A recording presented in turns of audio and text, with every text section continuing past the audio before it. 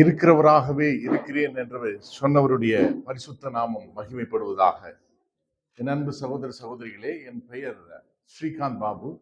நான் சென்னையில் வசித்துக் கொண்டிருக்கிறேன். என்னுடைய கல்லூரி நாட்கள் இந்த கோயம்புத்தூரில் தான் இருந்தது. அது விஎல்பி ஜானகிமால் இன்ஜினியரிங் காலேஜில் நான் 95 to 99 படித்து முடித்தேன். அப்போ நான் இங்கே வரும்பொழுதெல்லாம் ஆண்டவர் இயேசு கிறிஸ்துவை ஏற்றுக்கொள்ளவில்லை. ஆனால் போகும்பொழுது ஆண்டவர் இயேசு கிறிஸ்துவை ஏற்றுக்கொண்டவன். நான் உங்களுக்கு என் பெயரை தெரிந்தாலே உங்களுக்கு தெரியும் எந்த சமூகத்திலிருந்து வந்திருப்பேன் என்று. சொல்ல தேவையில்லை அதிகமாக. ஆனாலும் நான் பாவி என்று ஒரு உணர்ந்தால் இருந்தேன். காரணம் என்னவென்றால், உலகத்திலே தவறு செய்யக்கூடிய தவறுகளை நான் செய்கிறவன் அல்ல. ஒரு உதாரணத்துக்கு ஒரு மதுபானமோ ஒரு புகைப்பிடிக்கும் பழக்கமோ இப்படிப்பட்ட தவறுகள் இல்லை என்பதனாலே என்னை உலகத்திலே மனிதர்கள் என்னை நல்லவன் என்றுதான் சொல்லுவார்கள். ஆனால் எனக்குள்ளாக ஒரு வெற்றிடம் காணப்பட்டது. அது என்னவென்றால், ஒரு மகிழ்ச்சி இல்லை, ஒரு நிம்மதி இல்லை. ஆனால் ஏதோ ஒன்று குறைபாடு காணப்பட்டது. இந்த குறைபாடு என்னவென்று அந்த காலத்திலே நான் சிந்தித்துக் கொண்டிருந்தேன். அப்போ இங்க கல்லூரியில படிக்கும் பொழுது பயிலும் பொழுது அருகிலே சாமியார் கூட ஒருத்தர் பின்னாடி இருக்காரு. அவரை கூட சந்தித்தது உண்டு. அவர் நீங்க இங்க வந்தீங்க அப்படின்னு சொல்லிட்டு அப்ப போய் கேட்டேன். இதுவே ஒரு காடாக இருக்கும்.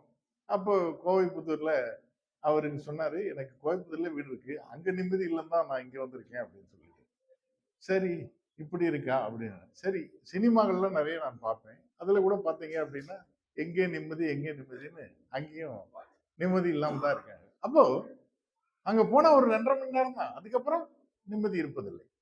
இப்போ உண்மையான அந்த வெற்றிடத்தை அந்த பாவத்தின் உணர்வு நம்மை கிள்ளிக்கொண்டே இருந்தது. அப்போ ஆண்டவர் இயேசுவினுடைய வார்த்தையை படிக்கிறேன். கிறிஸ்து அக்கிரமக்காரருக்காக மரித்தார். யார் இந்த கிறிஸ்து? அது நமக்கு தெரியவே தெரியாது அப்படின்னு. யார் இந்த அக்கிரமக்காரர் அப்படின்னு. கிறிஸ்து அப்படிங்கிறவர் 2000 வருடத்துக்கு முன்பதாக பிறந்தார். நம்முடைய பிறந்த நாள் சொல்லுகிறது, வருடம் சொல்லுகிறது. ஒவ்வொரு நாளும் அவர் கிறிஸ்து பிறந்த பின் என்பதை தெளிவுபடுத்துகிறது. சரி, கிறிஸ்து பிறந்தார், ஓகே. 2வது, அக்கிரமக்காரர் என்பது எனக்கு அதிர்ச்சியாகி விட்டது. ஏனெனில் நான் என்ன அக்கிரமம் பண்ணேன்? ஒரு அக்கிரமம் பண்ணலையே.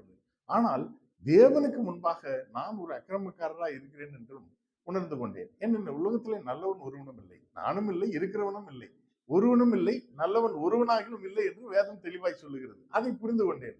ஓ, தேவனுக்கு முன்பாக நாம் அக்கிரமக்காரர்களாக இருக்கிறோம் என்று. அப்பொழுது பிற்பாடு ஆண்டவர் இயேசு கிறிஸ்து மரித்து உயிர்த்தெழுந்தார் என்பதை நான் உள்ளத்திலே உணர்ந்தேன். அப்பொழுதுதான் அந்த வெற்றிடம், அந்த குறைபாடு எல்லாம் சரி செய்யப்பட்டது. அப்பொழுதுதான் உண்மையான ரட்சிப்பு என் உள்ளத்திலே பிறந்தது. அன்று முதல் மறுபடியும் பிறந்தவனாக 2000 ஞானஸ்தானம் எடுத்து கிட்டத்தட்ட 24 வருடங்கள் கர்த்தருடைய பணியில், கர்த்தருடைய ஊழியங்களிலும், என்னுடைய வேலையிலும் இப்பொழுது வியாபாரம் செய்து கொண்டிருக்கிறேன். கர்த்தருடைய நாமத்தின் மகிமைக்காக இப்படியாக கடந்து சென்று வருகிறது. அதனால இங்க ரீயூனியன் 25 இயர்ஸ் வச்சிருக்கிறதுனால நான் சரி அவங்களெல்லாம் வந்து பார்க்கலாம். ஆனாலும் கூட கோயம்புத்தூர்ல சகோதரன் இருக்கிறாருன்னு தெரியும் ஏற்கனவே. சரி பிரதருக்கு ஃபோன் பண்ணி பேசுவோம் அப்படின்னு சொல்லிட்டு பேசிட்டு சரின்னு சொல்லிட்டு இங்க வந்தேன். உங்களோடு கூட கலந்து கொள்வதில் மிகுந்த மகிழ்ச்சி அடைகிறேன்.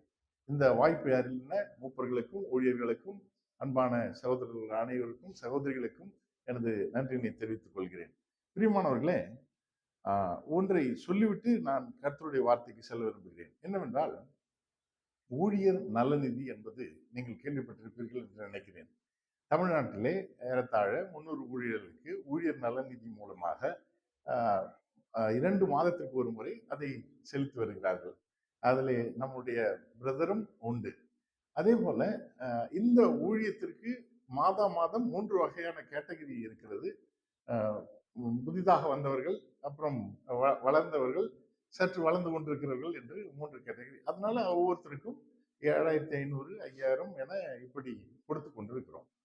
அதனால இது லட்சக்கணக்கில் தேவைப்படுகிறது. ஊழியர்களுக்கு உதவ வேண்டும் என்கிற இந்த ஊழியத்தை, உத்தமமான ஊழியத்தை பல வருடங்களாக நிறைவேற்றி வருகிறோம். அதுல உங்கள் பணியும் தேவையாக இருக்கிறது. அதனாலே அதை ஜெபித்து அதற்காக நீங்களும் கொடுங்கள். ஏனெனில் உங்கள் உடன் ஊழியனை கவனிக்க வேண்டியது மிக அவசியம். அது மட்டுமல்ல, கண்ணுக்கு தெரியாத பல ஊழியரும் கர்த்தரால் ஏவப்பட்டவர்கள் என்பதை உணர்ந்து அதற்காகவும் நாம் செய்ய வேண்டும். ஆகவே அதை அன்போடு கூட கேட்டுக்கொள்கிறேன். இப்பொழுது நாம் கர்த்தருடைய வார்த்தைக்கு செல்லலாம். நேரம் குறுகி இருப்பதனாலே நாம் அதிசீக்கிரமாக நாம் செல்லலாம். பிரியமானவர்களே, நமக்கு நன்றாய் தெரிந்த பகுதியில் இருந்து தான் நான் எடுக்கப் போகிறேன். குழந்தைகள் முதல் அந்த பகுதி எல்லாருக்கும் தெரியும். என்னவென்று ஆதியாகமம் எடுத்துக்கொண்டால், அந்த கதாபாத்திரத்திலே ஒரு அந்த கதாபாத்திரத்திலே ஒரு குறைபாடும் இல்லாதது போல இருக்கிற ஒரு கதாபாத்திரம் உண்டு. யார் அது? என்ன யாரும் ஒன்றும் பேசுவதில்லையே? குழந்தை இல்லையா? தம்பி சொல்லுங்க. உங்களுக்கு யாரை பிடிக்கும் ஆதியாகமத்துல? ஆதாம் பிடிக்குமா? Very good. வேற யாரை பிடிக்கும்? ஆபிரகாம் பிடிக்குமா? Very good, very good. நோவா பிடிக்கும். Very good. யோசேப்பையும் பிடிக்கும். Very good. அப்போ குறைபாடு இல்லாத அப்போ என்பது மற்றவர்களை பார்க்கும் பொழுது இந்த யோசேப்பை நாம் எடுத்துக்கொள்ளலாம். இன்றைய பகுதி என்னவென்றால் யோசேப்பை குறித்து தான் நாம் படிக்க போகிறோம். ஏன் அப்படி யோசேப்பை படிக்க இருக்கிறோம் என்றால், அவர் ஒரு வாலிபன், அழகுள்ளவன், யாக்கோபுக்கு பிறந்தவன், தன் சொந்த சகோதரர்களாலே சிறு வயதிலே அடிமையாக விற்கப்பட்டவன், அவன் எகிப்துக்கு கொண்டு போகப்பட்டவன்.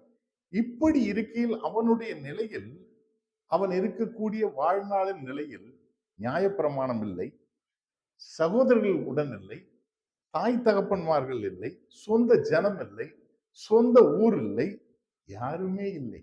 தனி ஒரு ஆளாக வாழ்கிறான். அப்படி வாழும் பொழுது அவன் எப்படி வாழ்ந்தான், நாம் எப்படி வாழ வேண்டும் என்கிற கருத்துக்களை கொண்டு நாம் சிந்திக்கலாம். பிரியமானவர்களே, ஆதியாகமம் 39ஆம் அதிகாரத்தில் எடுத்துக்கொள்ளுங்கள். ஆதியாகமம் 39 வசனம் 6லிருந்து 9.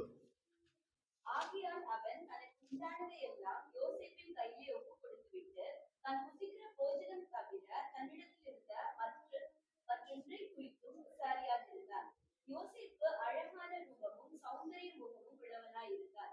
சில நாள் சென்ற பின் அவருடைய எஜமானனின் மனைவி யோசேப்பின் மேல் கண் போட்டு என்னுடைய சயனி என்றார். அவனோ தன் எஜமானுடைய மனைவி சொல்லி இணங்காமல் அவளை நோக்கி, இதோ வீட்டிலே என்னிடத்தில் இருக்கிறவைகள் யாதொன்றின் குறித்தும் என் எஜமான் விசாரியா என் ஆண்டவன் விசாரியாமல் நமக்குண்டான எல்லாவற்றையும் என் கையில் ஒப்புக்கிறார். இந்த வீட்டிலே என்னிடம் பெரியவன் இல்லை. நீ அவருடைய மனைவியா இருக்கிறபடியால் உன்னை தவிர வேறொன்றையும் அவன் எனக்கு விலக்கி வைக்கவில்லை. இப்படி இருக்க நான் இத்தனை பெரிய பொல்லாங்குக்கு உடன்பட்டு தேவனுக்கு விரோதமாய் பாவம் செய்வது எப்படி என்றார். பிரியமானவர்களே, இந்த பகுதியை சற்று சிந்தித்து பாருங்கள். முதலாவது குறிப்பு என்னவென்றால், யோசேப்பு அந்தரங்கத்தில் தேவனோடு கூட இருந்தான். எங்கே இருந்தான்? அந்தரங்கத்தில். அவன் இருப்பது எங்கே? ஒரு அடிமையாக ஒரு வேலை செய்கிற இடத்திலே காணப்பட்டான். அந்த பெண் இப்படி அவனை வலுக்கட்டாயமாக இழுத்தும் அந்த பாவத்தை அவன் செய்யவில்லை. அவனிடத்திலிருந்து என்ன வார்த்தை பிறந்தது என்றால், இத்தனை பெரிய புல்லாங்குக்கு உடன்பட்டு தேவனுக்கு விரோதமாய் பாவம் செய்வது எப்படி? பிரியமானவர்களே, ஒரு அடிமையாக இருக்கிறான், வாலிப வயது. இந்த சம்பவத்தை நடக்கும் போது ஒருவரும் இல்லை. 39:2 நாம் வாசிக்கும் பொழுது, கர்த்தர் யோசேப்போடு இருந்தார். பிரியமானவர்களே, ஆண்டவர் அவனோடு கூட இருந்தார். ஆனால் யோசேப்பும் கர்த்தரோடு கூட இருந்தார். அதைத்தான் இந்த வசனம், இந்த வார்த்தை விவரிக்கிறது. இந்த விஷயத்தில் ஒத்துக்கொள்ளவில்லை என்றால் அவன் வாழ்வதே கடினம். ஆனாலும் கூட இத்தனை பெரிய பொல்லாங்குக்கு உடன்பட்டு தேவனுக்கு விரோதமாய் பாவம் செய்வது எப்படி? பாவனம் அவனை நெருங்கி வந்தது. ஆனாலும் அவன் பாவத்துக்கு விலகி ஓடினான். காரணம், யோசேப்பு அந்தரங்கத்திலே அவன் தேவனோடு கூட இருந்தான். பிரியமானவர்களே, வெளியரங்கமாக வாழ்க்கை வாழ்வது மிக எளிது. ஆனால் உள்ளரங்கமாக நாம் தேவனோடு கூட வாழ்வது என்பது மிக மிக முக்கியம். ஏனெனில் மனுஷன் முகத்தை பார்க்கிறான், கர்த்தரோ இருதயத்தை பார்க்கிறார். பிரியமானவர்களே, நமக்கு நன்றாய் இந்த மத்தேயுல ஆண்டவர் இயேசு கிறிஸ்து சொல்லும் பொழுது மிக அழகாக சொல்லுகிறார். என்னவென்றால், நீ ஜெபம் செய்யும் பொழுது எப்படி செய்ய வேண்டும்? உன் கதவை சாத்தி அந்தரங்கத்திலே நீ ஜெபம் செய்யும் போது உன் பிதா என்ன பண்ணுவார்? அந்தரங்கத்திலே பார்க்கிற பிதா உன் வெளியரங்கமாய் பலனளிப்பார். நீயோ தர்மம் செய்யும் போது, அதுவும் எதை சொல்லுகிறார்? அந்தரங்கத்தில் செய்யும் பொழுது வெளியரங்கமாய் பலனளிப்பார். ஜெபம் செய்தாலும் சரி, தர்மம் செய்தாலும் சரி, நாம் அதை அந்தரங்கத்தில் ஒரு பரிசுத்தமாக செய்ய வேண்டும். பிரியமானவர்களே, ஆண்டவர் எதிர்பார்க்கிற பரிசுத்தம் என்னவென்றால், ஒரு ஸ்திரீயை இச்சையோடு பார்க்கிற எவனும் அவளோடு விபச்சாரம் செய்தாயிற்று என்று சொல்லுகிறார். அவருடைய பரிசுத்தம் மிக பெரிது. அப்படிப்பட்ட பரிசுத்தத்திற்கு நிகராக நாம் வாழ்கிறோமா? நாம் அந்தரங்கத்திலே எப்படி வாழ்கிறோம்? நம்முடைய அந்தரங்க வாழ்க்கை எப்படி இருக்கிறது? வெளியரங்கமாக ஞாயிற்றுக்கிழமைகளிலே சபைகளுடைய வருகிறதிலே நாம் காணப்படுகிறோம். அது நல்ல விஷயம்தான். ஆனால் திங்கட்கிழமையிலிருந்து சனிக்கிழமை வரைக்கும் நாம் என்ன செய்து கொண்டிருக்கிறோம்? நம்மிடத்திலே இன்றைக்கு பாவம் நம்மை நெருங்கி வர தேவையில்லை, கையிலேயே இருக்கிறது. செல்பேசி இருக்கிறது, கணினி இருக்கிறது, எல்லாம் இருக்கிறது. நீங்கள் எங்கும் செல்ல தேவையில்லை, உங்களை அதுவே சூழ்ந்து கொண்டிருக்கிறது. நீங்கள் பரிசுத்தமாக வாழ்கிறீர்களா? யோசேப்பு ஒன்றுமே இல்லாத காலத்தில், நியாயப்பிரமாணம் இல்லை, வேத வசனம் இல்லை, யூடியூப் இல்லை, அப்புறம் இதை எடுத்து சொல்வதற்கு இன்னும் பேஸ்புக், இன்ஸ்டாகிராம் எதுவுமே இல்லை. சரி, சில சமயம் சொல்லுவீங்க, நான் தனியாக இருக்கிறேன், யாருமே இல்லை என்று. அங்கே யார் இருந்தா? யாருமே இல்லை. எகிப்திலே யோசேப்பு மட்டும்தான் இருக்கிறான். பிரியமானவர்களே, கர்த்தர் யோசேப்போடு இருந்தார், அது ஒரு நல்ல விஷயம். ஆனால் இன்னொரு விஷயம் என்னவென்றால், யோசேப்பும் தேவனோடு கூட இருந்தான்.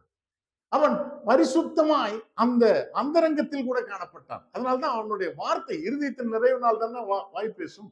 இருதயத்தில் என்ன சொல்லுது? இத்தனை பெரிய பொல்லாங்குக்கு உடன்பட்டு தேவனுக்கு விரோதமாய் பாவம் செய்வது எப்படி? யாருக்கு விரோதமாக பாவம் செய்கிறோம்? நீங்கள் அப்படி சிந்தித்து பார்க்கிறீர்களா? ஒரு பாவம் செய்யும் பொழுது, இது நான் தேவனுக்கு விரோதமாக செய்கிறேன், நான் பரிசுத்தமாய் வாழ வேண்டும், இதற்காகவே அழைக்கப்பட்டிருக்கிறேன் என்று நாம் சிந்திக்கிறோமா? பரிசுத்தம் இல்லாமல் தேவனை தரிசிப்பது கூடாத காரியம் என்று நாம் அறிந்திருக்கிறோம் அல்லவா? பிரியமானவர்களே, உங்கள் அந்தரங்க வாழ்க்கையிலே நீங்கள் பரிசுத்தமாய் இருக்கிறீர்களா? வெளியரங்கமாய் பரிசுத்தமாய் இருக்கிறோம், நல்ல குளியல் போட்டு அழகாக நாம் வந்து அமர்ந்திருக்கிறோம். ஆனால் நம்முடைய உள்ளான வாழ்க்கை எப்படி இருக்கிறது? அந்தரங்கத்திலே பரிசுத்தமாய் காணப்படுகிறீர்களா? பிரியமானவர்களே, கர்த்தர் எதிர்பார்க்கிறார், பரிசுத்தமாய் நீ வாழ்ந்து கொண்டிருக்கிறாயா? யோசேப்பு அந்த காலத்தில், ஒருவரும் இல்லாத காலத்தில், வேத வார்த்தையில் நியாயப்பிரமாணம் இல்லை. நியாயப்பிரமாணம் எப்பொழுது எழுதப்பட்டது? மோசே வந்த பிற்பாடு. ஆனால் அதுக்கு முன்பு ஒன்றுமே இல்லை.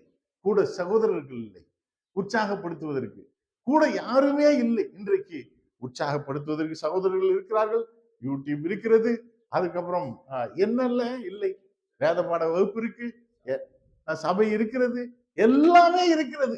ஆனாலும் என்ன இல்லை? வாழ்க்கையில அந்தரங்கத்திலே பரிசுத்தம் காணப்படவில்லை. பிரியமானவர்களே, கர்த்தர் பார்க்கிறார். நீங்களும் நானும் வாழ்ந்து கொண்டிருப்பதிலே கர்த்தர் பார்க்கிறார். இத்தனை பெரிய பொல்லாங்குக்கு உடன்பட்டு தேவனுக்கு விரோதமாய் பாவம் செய்வது எப்படி என்று நீங்கள் சிந்திக்கிறீர்களா? சிந்திக்க வேண்டும். அப்படி நீங்கள் சிந்திக்கும் பொழுது உணர்வு உள்ளவர்களாய் இருப்பீர்கள், பரிசுத்தத்திற்கு முக்கியத்துவம் கொடுப்பீர்கள். நீங்கள் பரிசுத்தமாய் வாழ வேண்டும் என்பதற்காக தேவன் குமாரனாகிய ஆண்டவர் இயேசு கிறிஸ்துவை அனுப்பி அவரை மரணத்துக்கு உட்படுத்தி அவருடைய உயிர்த்தெழுதல் மூலமாக, விசுவாசிப்பதன் மூலமாக நீங்கள் பரிசுத்தமாக ஆக்கப்பட்டிருக்கிறீர்கள். பிரியமானவர்களே, சாதாரணமாக ஆக்கப்படவில்லை. இவ்வளவு பெரிய விஷயத்தை ஆண்டவர் செய்து பரிசுத்தப்படுத்தியிருக்கிறார். அந்தரங்கத்திலே பரிசுத்தமாய் வாழ்கிறீர்களா? யோசேப்பு அந்தரங்கத்தில் பரிசுத்தமாய் வாழ்ந்தார். நாமும் அந்தரங்கத்திலே பரிசுத்தமாக வாழ வேண்டும். இரண்டாவதாக, யோசேப்பு அல்லல் படும்போது தேவனோடு இருந்தார். பிரியமானவர்களே, என்னோட 40ஆம் அதிகாரம் வசனம் 6, 7, 8. காலமே யோசேப்பு அவர்களிடத்தில் போய் அவர்களை பார்க்கும் போது அவர்கள் கலங்கி இருந்தார்கள். அப்பொழுது அவன் தன் எஜமானுடைய வீட்டில் தன்னுடனே காவல் பண்ணப்பட்டிருந்த பார்வோருடைய பிரதானியை நோக்கி, உங்கள் முகங்கள் இன்று துக்கமாய் இருக்கிறது என்ன என்று கேட்டான். அதற்கு அவர்கள், சொப்பனம் கண்டோம், அதற்கு அர்த்தம் சொல்லுகிறவன் ஒருவனும் இல்லை என்றார்கள். அதற்கு யோசேப்பு, சொப்பனத்துக்கு அர்த்தம் சொல்லுதல் தேவனுக்குரியதல்லவா, அவைகளை என்னிடத்தில் சொல்லுங்கள் என்றான். பிரியமானவர்களே, இந்த பகுதி உங்களுக்கு தெரியும். யோசேப்பு என்ன செய்யறாரு? அநியாயமா கொண்டு போய் எங்க இருக்காருங்க? உங்களை ஜெயில உட்கார்றது போல அமைதியா இருக்கீங்க. அவர் என்ன பண்றாரு? ஜெயில போடப்பட்டார். எதுவும் அநியாயமா. அவரிடத்துல ஒரு தப்பும் இல்லை. நீதி நிமித்தம் அவர் அல்லல் படும்போது எங்க இருக்காரு? சிறைச்சாலையில இருக்காரு. இப்ப நீங்க சற்று சிந்தித்து பாருங்க, யார் துக்கமா இருந்திருக்கணும்? யோசேப்பு. யோசேப்பு, சரியா? அப்புறம் யார் கலங்கி இருந்திருக்கணும்?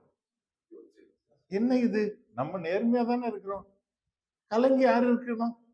யோசேப்பு தான் இருந்திருக்க வேணும். ஆனால் அங்கே 2 பேர் சொப்பனம் கண்டு அதெல்லாம் என்ன பண்றாங்க? அவங்க கலங்கி இருக்கிறார்கள். 46 வசனம் வாசி பார்த்தீங்கன்னா தெரியும். கலங்கி இருக்கிறார்கள். 7ல சொல்லுது துக்கமாய் இருக்கிறார்கள். 8ல சொல்லுது இந்த சொப்பனத்தின் அர்த்தம் சொல்றதுக்கு ஒருத்தனும் இல்லை, ஒருவனும் இல்லை. 8ல பார்க்கும் பொழுது அர்த்தம் தேவனுக்குரியதல்லவா? சொப்பனத்தின் அர்த்தம் தேவனுக்குரியதல்லவா? யோசேப்பு அல்லல் படும்போது கூட அவன் தேவனோடு கூட இருந்தான், சந்தோஷமாக இருந்தான். பிரியமானவர்களே, சிறையில் இப்படி நம்ம ஏதாவது ஒரு சின்ன விஷயத்துக்கு துன்பப்பட்டோம்னா நம்ம எப்படி அழுவோம் தெரியுங்களா?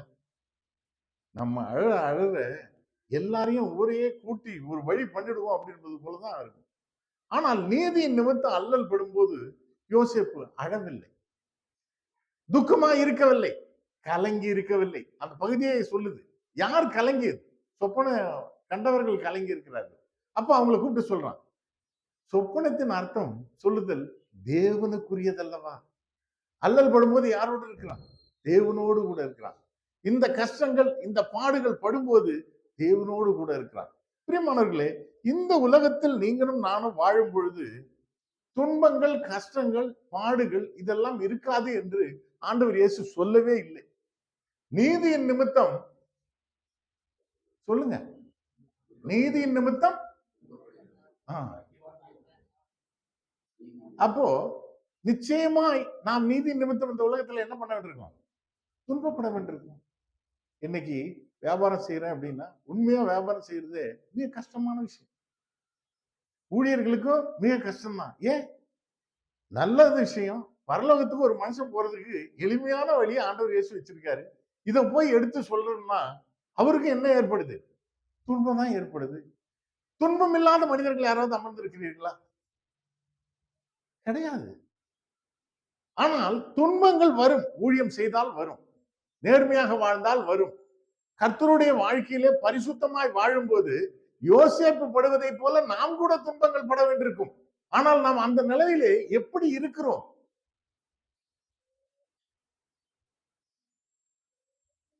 என்னங்க இவ்வளவு துக்கமா இருக்கிறத பார்த்தா நாம் துக்கமா இருக்கிறோம். நாம் எப்படி இருக்கிறோம்? கலங்கி இருக்கிறோம். பிரியமானவர்களே, நாம் சந்தோஷமா இருக்க வேண்டும். சிறைச்சாலையிலே பவுல் எழுதும்போது சொல்லுகிறார், சந்தோஷமா இருங்கள். மறுபடியும் சொல்லுகிறேன், சந்தோஷமா இருங்கள் என்று சொல்லுகிறார் இல்லையா? அவர் சிறைச்சாலையிலிருந்து எழுதுறார். நீதியின் நிமித்தம் அல்லல் படும் பொழுது நாம் எப்படி இருக்க வேண்டும்? சந்தோஷமா இருக்க வேண்டும். மற்றவர்கள் பார்த்து கேட்கணும், என்னன்னு என்னையா எவ்வளவு பிரச்சனையா இருந்தாலும் நீ சந்தோஷமா இருக்கிறீங்க. சில நேரத்துல ஊழியர்கள்லாம் பார்த்து கேட்பாங்க, சில நேரத்துல நம்மளே பார்த்து கேட்பாங்க, இன்னும் இவ்வளவு பிரச்சனை இருக்குது, ஆனா அந்த மனுஷன் சந்தோஷமாவே இருக்காரு அப்படின்னு. நாம் எப்பொழுதும் சந்தோஷமா இருக்க வேண்டும். ஏனெனில் இந்த பாடுகள் கொஞ்ச நாளுக்குரியது. நீதியின் நிமித்தம் அல்லல் படுகிறீர்களா? அப்படி படல அப்படின்னா நீங்கள், நாம் நீதியின்படி வாழாது இருக்கிறோம். நீதியின்படி வாழும்பொழுது ஒரு சில அல்லல்கள் நிச்சயமா ஏற்படும். ஆனாலும் கலங்க வேண்டாம். கர்த்தர் சமயத்திலே அதிசீக்கிரத்தில் அதை மாற்றுவார். அப்படியே இருக்காது நிலைமை.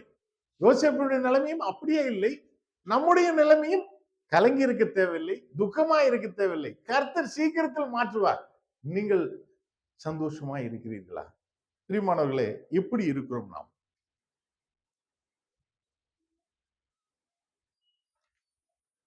மூன்றாவதாக, அரண்மனையில் தேவனோடு இருந்தான். ஆதியாகமம் 41:15-16. பார்வோன் யோசேப்பை நோக்கி, ஒரு சொப்பனம் கண்டேன், அதன் அர்த்தத்தை சொல்ல ஒருவரும் இல்லை. நீ ஒரு சொப்பனத்தை கேட்டால் அதன் அர்த்தத்தை சொல்லுவாய் என்று உன்னை குறித்து நான் கேள்விப்பட்டேன் என்றார். அப்பொழுது யோசேப்பு பார்வோனுக்கு பிரயோஜனமாக, நான் அல்ல, தேவனே பார்வோனுக்கு மங்களமான உத்தரவை அறிவி செய்வார் என்றார். இப்போ இந்த காட்சி எங்க நடக்குது அப்படின்னா, அரண்மனையில நடக்குது. பார்வோன் அமர்ந்திருக்கிறாரு. அப்போ அவரு கலங்கி இருக்காரு. அவர் என்ன கலங்கி இருக்கிறாருன்னா, அவர் ஒரு சொப்பனம் கண்டிருக்கிறார். இந்த சொப்பனத்துக்கு அர்த்தம் சொல்றதுக்கு யாராவது இருக்காங்களா? அப்பதான் அவனுக்கு நினைவு வருது, சிறைச்சாலையில இருந்து ஒருத்தன் வந்திருக்கானே, எனக்கு இப்படி சொல்லியிருந்தான், அதனாலதான் நடந்தது அப்படின்னு சொல்லிட்டு அவனை அழைத்து வருகிறார்கள். அப்ப அழைத்து வரும்போது அவன் என்ன சொல்றான் அப்படின்னா, அதன் அர்த்தத்தை சொல்லுவார் என்று உன்னை குறித்து நான் கேள்விப்பட்டேன்றான். நல்லா கவனிங்க. பார்வோன் யாரை குறித்து கேள்விப்பட்டேன்? யோசேப்பு.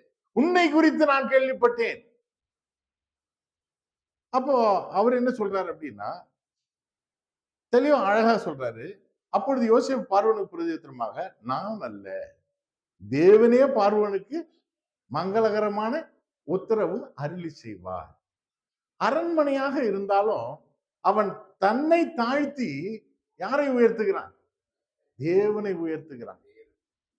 தேவனை உயர்த்துகிறான். அரண்மனையில தேவனை உயர்த்துகிறான். இன்னும் 38வது வசனத்துல படிக்கும்போது தேவ ஆவியை பெற்ற மனுஷன் அப்படின்னு சொல்லிட்டு யாரு சாட்சி கொடுக்கிறான்னா, இந்த பார்வோனே சாட்சி கொடுக்கிறார்.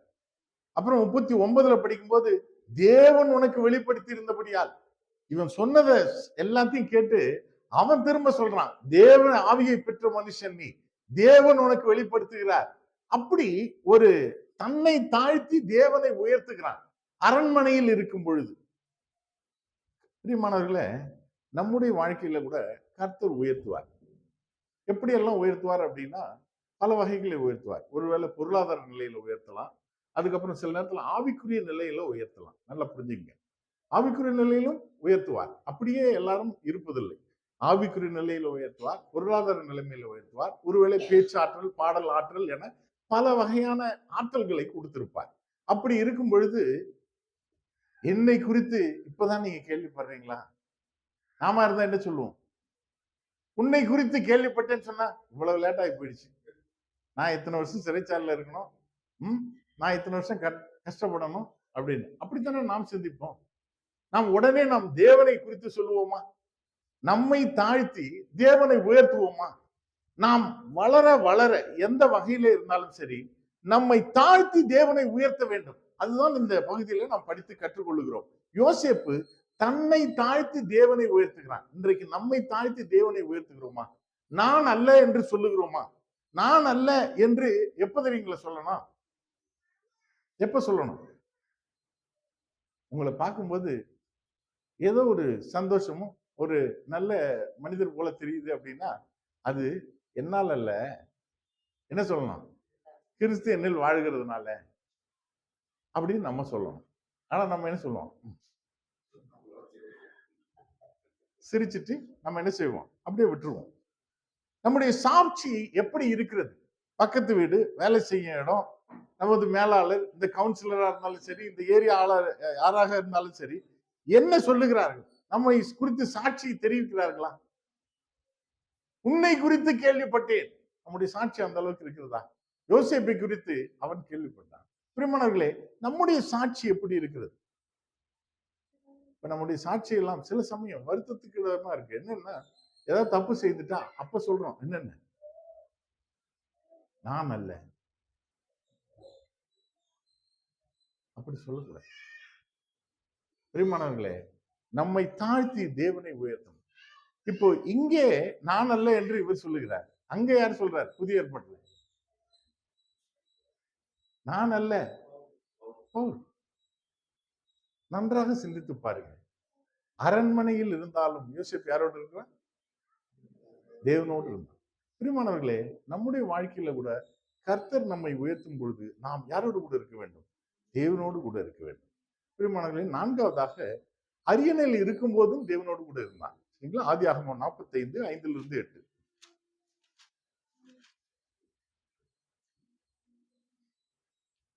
என்னை இவ்விடத்தில் வரும்படி விட்டு போட்டதினால் நீங்கள் சஞ்சலப்பட வேண்டாம். அது உங்களுக்கு விசிறமாய் இருக்கவும் வேண்டாம். ஜீவ ரட்சனை செய்யும்படிக்கு தேவன் என்னை உங்களுக்கு முன்னே அனுப்பினார். தேசத்தில் இப்படி 2 வருஷமாக பஞ்சம் உண்டாயிருக்கிறது. இன்னும் 5 வருஷம் உழவும் பருப்பும் இல்லாமல் பஞ்சம் இருக்கும். பூமியிலே உங்கள் வம்சம் ஒழியாமல் இருக்க உங்களை ஆதரிக்கிறதுக்காகவும் பெரிய ரட்சிப்பினால் உங்களை உயிரோடு காப்பதற்காகவும் தேவன் என்னை உங்களுக்கு முன்னமே அனுப்பினார். இந்த வசனத்தை படிக்கும்போது இது யார்கிட்ட பேசிக் கொண்டிருக்கிறார்? தன்னுடைய சகோதரர் இடத்துல. எப்படிப்பட்ட சகோதரர்கள்?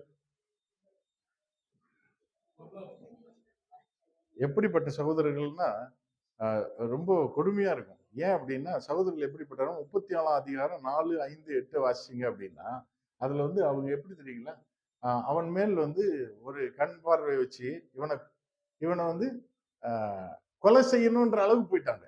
4, 5, 8 எடுங்களா 37. சரி, நேரம் இல்லை, நீங்க அப்புறமா வாசிங்க.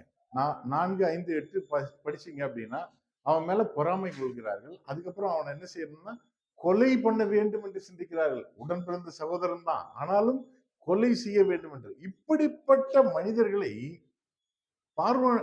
பார்வோனுக்கு அடுத்தபடியாக யார் இருக்கிறது எகிப்திலே? யோசேப்பு. அப்போ அரியணையில் அமர்ந்திருக்கிறான், அவன் உயர்ந்திருக்கிறான். அவன் நினைத்தால் எல்லாரையும் அழித்து விடலாம். ஆனால் அந்த சமயத்தில் இருக்கும்போது கூட தன் சகோதரர்களை பட்சமாய் பேசுகிறான். எப்படி நடந்துக்கிறான் பாருங்க. உயர்ந்து இருக்கும் பொழுது கூட மன்னிக்கக்கூடிய குணம் இருந்தது. அவர்களுக்கே குற்ற உணர்வு ஏற்பட்டது. 50, 7, 8 எல்லாம் படிச்சீங்க அப்படின்னு பாத்தீங்கன்னா இன்னும் எல்லா அதிகாரமா இருந்தது. ஆனாலும் அவன் என்ன பண்றான்? பட்சமா பேசுறான். இதெல்லாம் தற்செயலாம் நடக்கல, தேவன் இதை முன்னாடியே தீர்மானம் பண்ணி இருக்கிறாரு, எல்லாரும் ரட்சிக்கப்படும்படிக்கு அப்படின்னு சொல்லிட்டு தன்னுடைய குணத்தை காண்பிக்கிறான். பிரியமானவர்களே, நாம் எப்படி ஆவிக்குரிய நிலையில நம்முடைய குணத்தை காண்பிக்கிறோம்? உயர்ந்து இருக்கும் பொழுது தாழ்ந்தவர்களிடத்தில் பட்சமாய் பேசுகிறோமா? கற்று அறிந்தோம் என்றால் எல்லாவற்றையும் அறிந்து விட்டோம் என்று மேன்மையான மக்களைப் போல மேன்மையாகவே இருக்கிறோமா? நாம் நம்முடைய சொந்த சகோதரர்களை நாம் மன்னிக்க வேண்டும். அதை அப்படியே வைத்துக் கொள்ளக்கூடாது. யோசேப்பு தன் சொந்த சகோதரர்களை அந்த குணத்தை காண்பித்தான். அவன் உயர்ந்த ஸ்தானத்தில் இருந்தாலும் கூட மன்னிக்கக்கூடிய குணம் இருந்தவன். நமக்கு கூட ஆண்டவர் இயேசு கிறிஸ்துவின் குணாதிசயங்கள் காணப்பட வேண்டும். கொலை செய்ய வேண்டும் என்று இருந்தவர்களை மன்னித்தான். இன்னைக்கெல்லாம் ஒரு வார்த்தை சொல்லிட்டா போதும், என்ன இல்லை, சாகும் வரை நான் மன்னிப்பதில்லை என்றோம். இதெல்லாம் எது? மனித ரீதியாக அப்படியெல்லாம் நான் சொல்லக்கூடாது. நம்மளாம் ஆண்டவர் இயேசுவின் பிள்ளைகள். மன்னிக்க தெரிந்தவன் மனுஷன் என்று உலக மனிதர்கள் சொல்லுகிறார்கள். அதனால ஆண்டவர் இயேசு சிலுவையிலே மரணத்துக்கு போகும்போது கூட பிதாவே இவர்களை மன்னியும் என்று சொன்னவர். அப்படி இருக்கும் பொழுது நாமும் மன்னிக்கிறவர்களாக இருக்க வேண்டும். ஜெபம் கூட ஆண்டவர் என்ன சொல்றாரு அப்படின்னா, எங்கள் கடனாளிகளுக்கு நாங்கள் மன்னிக்கிறது போல எங்களை மன்னி ஆண்டவரே அப்படின்னு சொல்லிட்டு அந்த ஒரு வார்த்தையை கூட சிந்திக்கணும். அதெல்லாம் எதுக்காக சிந்திக்கணும் அப்படின்னா, இதெல்லாம் பிராக்டிக்கல், அதான் அன்றாட வாழ்க்கையில இது காணப்பட வேண்டும். மன்னிக்கக்கூடிய குணம். பிரியமானவர்களே, இதெல்லாம் நாம் செய்யக்கூடியவர்களாக இருக்கணும். சரி, யோசேப்பு முதல்ல எங்க இருந்தாரு? அந்தரங்கத்தில் தேவனோடு இருந்தாரு. நாமும் என்ன செய்ய வேண்டும்? அந்தரங்கத்தில் பரிசுத்தமாய் வாழ வேண்டும். இரண்டாவது, யோசேப்பு அல்லல் படும்போது தேவனோடு இருந்தாரு. நாமும் நீதி நிமித்தம் துன்பப்படும் போது என்ன செய்ய வேண்டும்? சந்தோஷமா இருக்க வேண்டும். என்ன? சரி, மூன்றாவதாக அரண்மனையில் இருக்கும்போது தேவனோடு இருந்தார். நாமும் எப்படி இருக்க வேண்டும்? உயரிய நிலைமையில் இருக்கும்போது, ஆவிக்குரிய நிலைமையில எந்த நிலைமையில கர்த்தர் உயர்த்தும் பொழுது நம்மை தாழ்த்தி தேவனை உயர்த்த வேண்டும். அப்ப தேவனோடு இருக்க வேண்டும். நான்காவதாக அரியணையில், கேபினெட் மினிஸ்டர். அதனால அரியணையில் இருக்கும் பொழுது கூட அவர் என்ன செய்யறாரு? மன்னிக்கக்கூடிய குணம் இருந்தது. அதே போலதான் நாமும் இருக்கணும். ஐந்தாவதாக இதை சொல்லி முடிக்கிறேன், சரிங்களா? யோசேப்பு என்ன செய்யறாரு? அடக்கத்திலும் தேவனோடு இருந்தார். எதுல இருந்தாரு? அடக்கத்திலும். சரிங்களா? ஆதியாகமம் 50, 24, 25.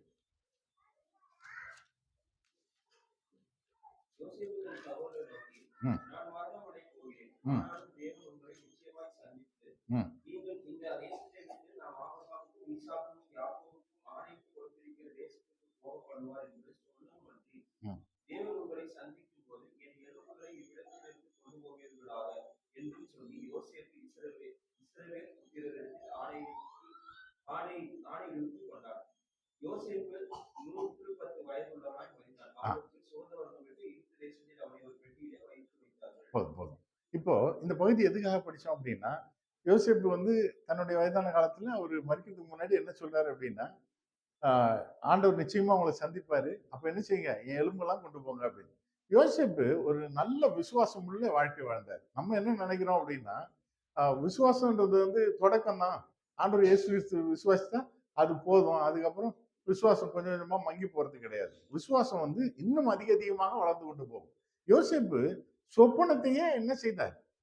நம்பினார், விசுவாசித்தார். நன்றாக புரிந்தது அல்லவா உங்களுக்கு? ஆரம்பத்துல எதுல இருந்து பிரச்சனை ஆரம்பிக்குது சொல்லுங்க? யோசேப்புக்கு எங்க இருந்து பிரச்சனை ஆரம்பிக்குது? சொப்பனம், விசுவாசம் அதுல இருந்தே ஆரம்பிக்குது. சொப்பனம் காண்கிறது நிச்சயமாய் நடக்கும். பார்வன் சொப்பனம் கண்டு நிச்சயமாய் நடக்கும். அதெல்லாம் விசுவாசம் தான். அந்த விசுவாச வாழ்க்கையிலே யோசேப்பு வந்தவர். கடைசியாகவும் சொல்றாரு, என்னுடைய அடக்கத்துல என்னென்ன என் எலும்புகளை இவ்விடத்திலிருந்து அவ்விடம் கொண்டு போங்கன்னு ஆணையிட்டு கொடுத்துட்டு போறாரு. எபிரேயர் 11:22 குறிச்சு வாசிச்சீங்கன்னா யோசேப்பு தன் காலத்துல வந்து சொல்லிட்டு போனதை எடுத்துட்டு போனாங்கன்னு இருக்கும். யாத்ராகம் 13:19 எடுத்து வாசிச்சீங்கன்னா அதை வந்து எடுத்துட்டு போறாங்கன்னு இருக்கும். யாத்ராகம் 1:8 பாத்தீங்கன்னா யோசேப்பை அறியாத ராஜா, அவன் இருக்கிற வரைக்கும் பிரச்சனை இல்லாம இருந்தது. அறியாத ராஜா. எதுக்காக இதை சொல்ல வரேன் அப்படின்னா, அவன் ஆபிரகாமின் தேவனும் ஈசாக்கின் தேவனும் யாக்கோபின் தேவனும் யோசேப்பின் தேவனுமா இருக்கிறான். ஏன்னா விசுவாசத்தை தன்னுடைய மரணத்துல கூட தெளிவுபடுறான். நாமெல்லாம் ஏன் மரித்த உடனே அடக்கம் பண்ணுகிறார்கள்? இருக்கலாமே. விசுவாசத்தோடு மரிக்கிறோம். பிரியமானவர்களே, இந்த சரீரத்தை விட்டு போகிறோம், ஒரு நாள்ல உயிர் தழுவோம். அதனால விசுவாச வாழ்க்கை தொடங்குவது முக்கியம் அல்ல, முடிப்பது முக்கியம். அதனாலதான் பவுல் என்ன சொல்றாரு? ஓட்டத்தை முடித்தேன்றார். அதனால விசுவாசத்தோடு ஓட வேண்டும். எல்லாவற்றிலும் நமக்கு விசுவாசம் வேண்டும்.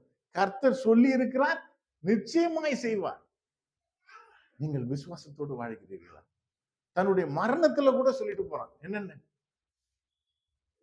கட்டாயம் உங்களை சந்திப்பாரு ஆண்டவர், உங்களை அழைத்து செல்வாரு அப்படின்னு. அதுதான் விசுவாச வாழ்க்கை. பிரியமானவர்களே, நீங்கள் நானும் எப்படி வாழ்கிறோம்? நாம் விசுவாச வாழ்க்கையாக நம்முடைய வாழ்க்கை பயணம் இருக்க வேண்டும்.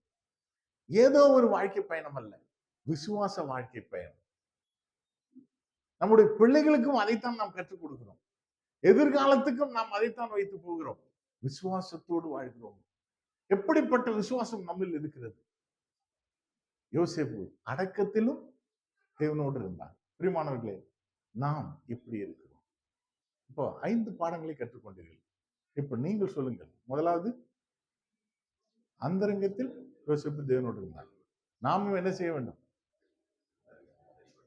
அந்தரங்கத்தில் எப்படி இருக்க வேண்டும்?